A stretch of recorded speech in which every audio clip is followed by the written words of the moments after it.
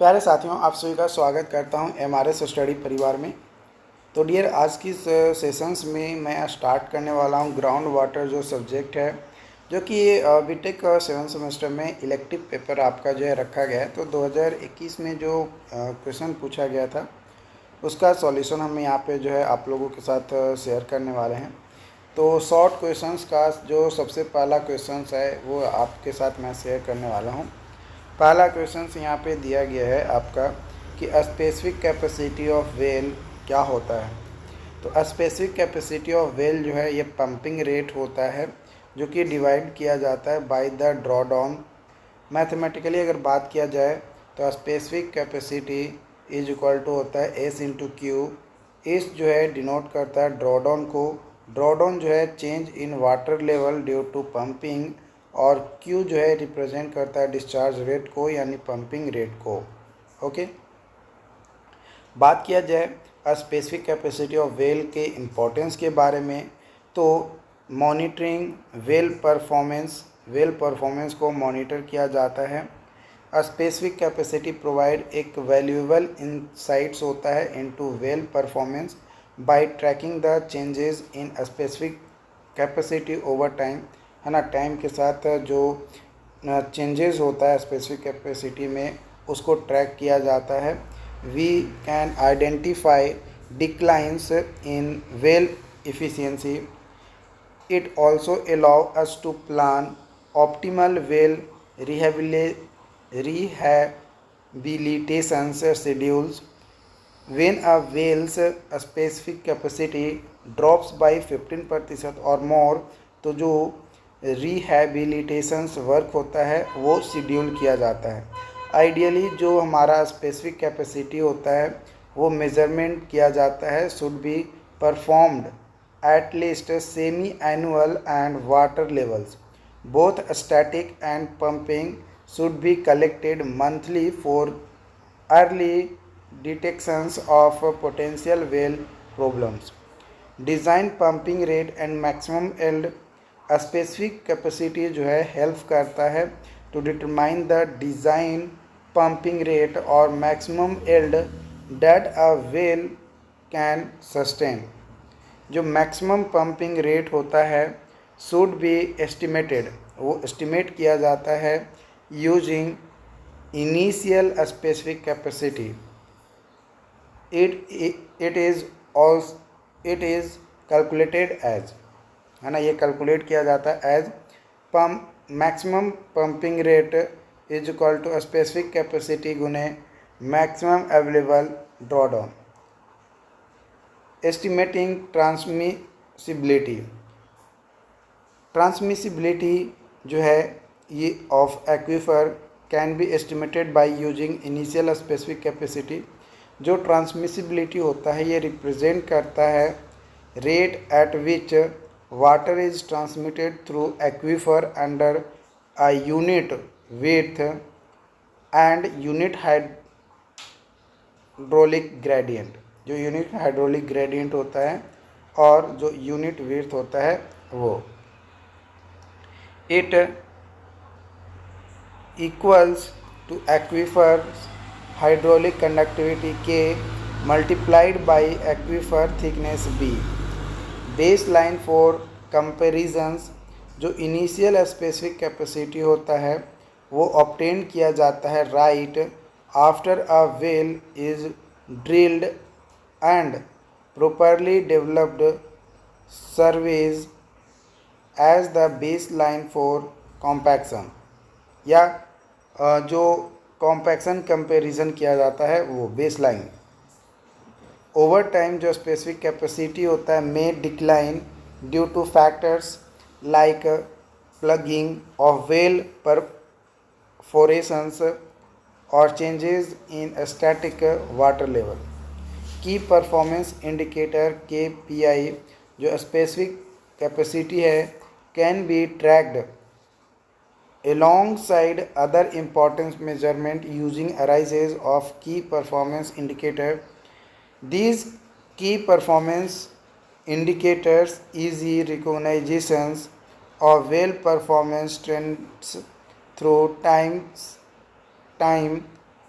Series graphs. अगला question यहाँ पे जो है दिया गया है, क्वेश्चन बोला जा रहा है कि Darcy law and its limitation. Darcy law क्या है और उसका क्या लिमिटेशंस है। तो डार्सी लॉ कहता है कि flow rate between 2 points is directly proportional to the pressure difference. The distance between point and connectivity of flow within material वो परमेबिलिटी होता है। एप्लीकेशंस के बारे में बात किया जाए डार्सी लॉ का, तो one practical application is ground water flow through aquifer.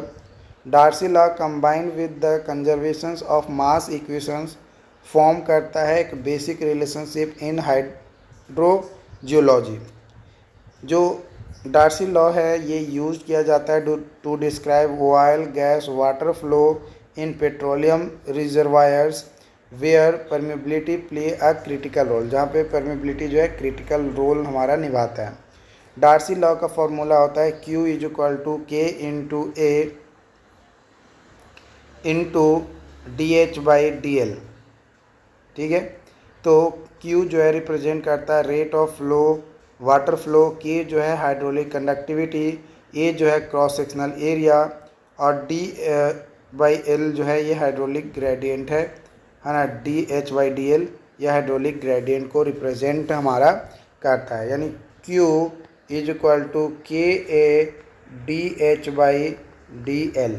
ये हमारा जो है फॉर्मूला हो गया या इक्वेशंस हो गया हमारा ऑफ डार्सी लॉ, है ना। डार्सी लॉ का ये इक्वेशन हो गया।